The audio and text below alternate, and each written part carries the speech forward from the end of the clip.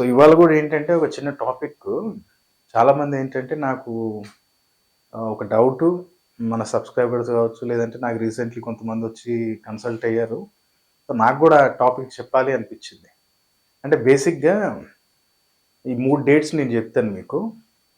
5, 14, 23 6, 15, 24 అలాగే 9, 18, 27 ఈ డేట్స్‌లో పుట్టిన వాళ్ళకి ఎక్కువ శాతము 70% లవ్ మ్యారేజ్ జరిగే అవకాశాలు ఎక్కువుంటాయి. 30% జరగవు. 70% అయితే జరుగుతాయి.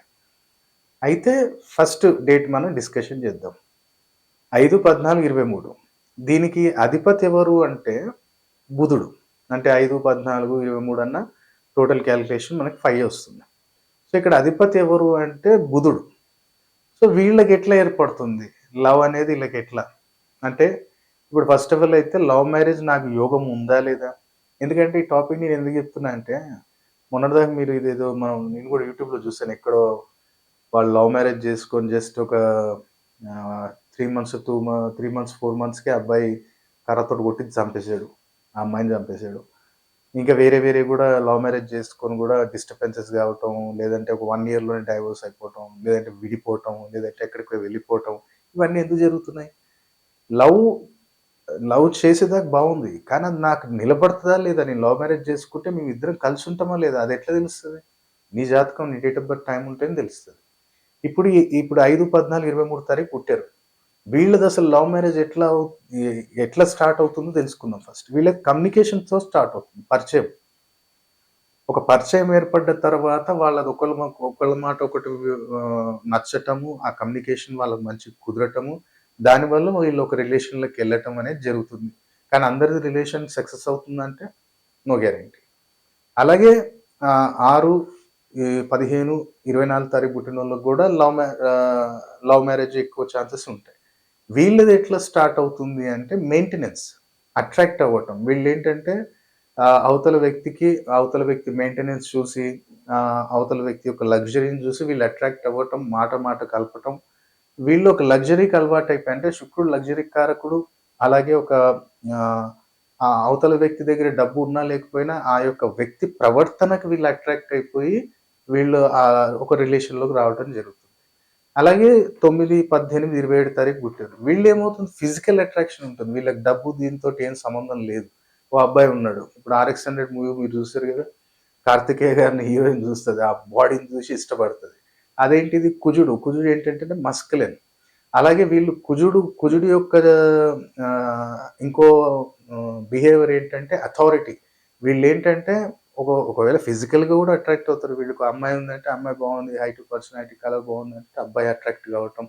అంటే ఫిజికల్‌గా అట్రాక్ట్ కావటం. అంటే వీళ్ళకి ఒక ఇన్ఫాక్చుయేషన్.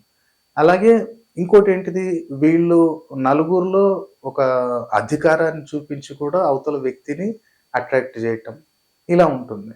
కాబట్టి ఒక జాతకంలో అసలు నేను లవ్ మ్యారేజ్ నా దగ్గరికొచ్చి కలుస్తారు. నేనంటా ఒక విషయం నా దగ్గరికొచ్చి కలిసేటప్పుడు దానికి యెస్ అయితే యెస్ అని చెప్తా. నో అయితే నో. ఒకవేళ దానికేమైనా పరిహారం చేసేటట్టుంటే డెఫినైట్‌లీ ఆ పరిహారం చేస్తే మీ ఇద్దరు లవ్ మ్యారేజ్ చేసుకున్న కుదురుతుందండి అని నేను చెప్తాను. ఎందుకంటే మ్యారేజ్ గాకముందు ఎప్పుడైతే మీరు రిలేషన్‌లో ఉంటారో ఇద్దరు గూడా బుధుడే. ఇద్దరు బుధ గ్రహాలిద్దరు. ఎప్పుడైతే మ్యారేజ్ అవుతుందో అమ్మాయి బుధుడవుతాడు, అబ్బాయి కుజుడైపోతాడు. సో, అక్కడే ఈగో స్టార్ట్ అవుతుంది. ఒక ముహూర్తాన్ని పెట్టి నువ్వు తాళి కట్టిన తర్వాత అబ్బాయి కుజుడైపోతాడు, నువ్వు బుధుడైపోతావు. అప్పుడే ఆ ఈగో ఇష్యూస్ అనేవి స్టార్ట్ అయిపోతాయి. ఆ ఈగోని కంట్రోల్ చేసుకొని మనం ఇద్దరం మన మ్యూచువల్ అండర్‌స్టాండింగ్‌గా ఉండి, ఆ రిలేషన్ అనేది లాంగ్ టైమ్ వెళ్ళాలి అంటే మనం ఏం చేయాలి? ఏమన్నా పరిహారం ఉందా గురువుగారు అని నన్నడుగుతారు. ఉంటేనేమో మనం జెప్తాం. అక్కడ పరిహారం లేదు అన్నప్పుడు వదిలేయాలి అంతే. మీ ఇష్టం అది. మీరు జేసుకుంటే ఆ కాన్సిక్వెన్సెస్ అనేవి వేరు వేరు ఉంటాయి. నా జాతకంలో చెప్పలేం. ఇప్పుడు ఫర్ ఎగ్జాంపులే అనుకోండి. అమ్మాయి జాతకంలో మేము లవ్ మ్యారేజ్ జేసుకుంటామని వచ్చారు నా దగ్గరికి. ఒక 3 ఇయర్స్ బ్యాక్. వాళ్ళకి నేనేం జెప్పాను, అమ్మ నువ్వు మ్యారేజ్ మాత్రం లవ్ మ్యారేజ్ చేసుకోవద్దు. చేసుకుంటే మాత్రం అబ్బాయికి 18 మంత్స్ నుంచి 2 ఇయర్స్ అంటే 24 మంత్స్. 18 మంత్స్ నుంచి 24 మంత్స్ లోపు ఆ అబ్బాయికి ఏదో ఒకటి హెల్త్ ఇష్యూస్ వస్తది. అది సివియర్‌గా వస్తదని నేను జెప్పా. ఆళ్ళు పెద్ద పట్టించుకోలేదు. ఎవరో అయ్యగారి దగ్గరికెళ్లారంటే ఈ హోమం చేస్తే అయిపోతది సెట్ అయితదని జెప్పి, ఆ హోమం జేపిచ్చి 1,00,000, 1,50,000 ఖర్చు పెట్టిచ్చి ఆ పెళ్లి చేశారు. ఎగ్జాక్ట్ నేను చెప్పింది 18 మంత్స్ గాని, ఆ అబ్బాయికి 16 మంత్స్‌కే యాక్సిడెంట్ అయింది. చనిపోయాడు. ఇట్లా వాళ్ళకి ఎందుకు మాకు అర్థం కాదు. మేమేమన్నా లవర్స్‌కేమన్నా మేమేమన్నా యాంటీయా? అరే! అది జాతకంలో కనపడుతుంటది. కొంతమంది యాక్సిడెంట్‌లో ఎళ్ళిపోతారు. కొంతమంది పారాలైసిస్ అయిపోయి అటు పడిపోతారు. లేదంటే కాలో చెయ్యో పోతుంది. లేదనుకుంటే ఫైనాన్షియల్‌గా టోటల్ కొలాప్స్ అయిపోయి సూసైడ్ చేసుకుంటారు. అరే! ఆ జాతకాలలో యోగాలు తెలుస్తాయి అమ్మా. మా పనేంటో పొద్దుగాల నుంచి సాయంత్రం దాకా 13 సంవత్సరాల నుంచి మా పని ఇదే. జాతకాలు చూడాలి. ఏమి యోగాలున్నాయి, ఏమి అవయోగాలున్నాయి అవే చూసి వాళ్ళని గైడ్ చేయటమే మా పని. వేరే వాళ్ళున్నారేమో భయపెడతారు. మీకు అది జెప్పి, ఇది జెప్పి భయపెట్టిచ్చి డబ్బులు లాగుతారేమో గానీ, అగ్నేశమిత్రాది దగ్గర అది గాదు. నాది ఉన్నది ఆడ జాతకంలో నేను మొఖం మీద జెప్తాను. నీకు నచ్చితే నీకు యాక్సెప్ట్ జెయ్యి. లేకపోతే లేదు. నేను ఎంటర్‌టైన్ జేయడానికి నేను ఈడ కూర్చోలే. నేనొక సబ్జెక్ట్ నేర్చుకొని, మనం దాంట్లో రిసర్చ్ జేసి, ఒక డెప్త్‌కెళ్ళి మనం నలుగురికి గైడ్ జేస్తున్నాం. వేరే వాళ్ళు ఉండొచ్చు మీకు. నీకు ఈ దోషం ఉంది. ఇది జేస్తే అదైపోతది. ఇది జేస్తే ఇదైపోతది. ఇది ఏది గాదు. ఒక జాతకం నువ్వు తీసుకొనొచ్చి పుట్టావు అంటే, దాంట్లో ఉన్న దోషం ఎప్పటికీ ఎళ్ళదు. కానీ ఆ దోష ప్రభావాన్ని కొంచెం తగ్గించుకోవచ్చు.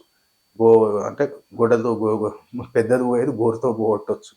కాబట్టి మీరు గూడా లవ్ మ్యారేజ్ జేసుకోవాలా? లేదా అరేంజ్ మ్యారేజ్ జేసుకుంటే నాకేమైనా ఇష్యూస్ ఒస్తాయా? లేదనుకుంటే జాతకాన్ని జూసినప్పుడే ఒక వ్యక్తి ప్రవర్తన మనం దెలుసుకోవచ్చు. వీడున్నట్టుండి షార్ట్ టెంపర్ కోపం వచ్చి నిన్ను కొడతాడా? వాళ్ళ అమ్మ మాటిని నిన్ను కొడతాడా? నిన్ను పట్టించుకుంటాడా లేదా? లేదంటే వాళ్ళ అన్న మాటిని నిన్ను అనుమానిస్తాడా? లేదనుకుంటే నువ్వు జాబ్‌కెళ్తుంటే నిత్యం నిన్ను అనుమానించే ప్రవర్తన ఏమన్నా ఉందా? అది ఎప్పుడు తెలుస్తది? మీరు జాతకం చూయించినప్పుడే, అమ్మాయి పలానా వ్యక్తి ఈయన బిహేవియర్ ఇది.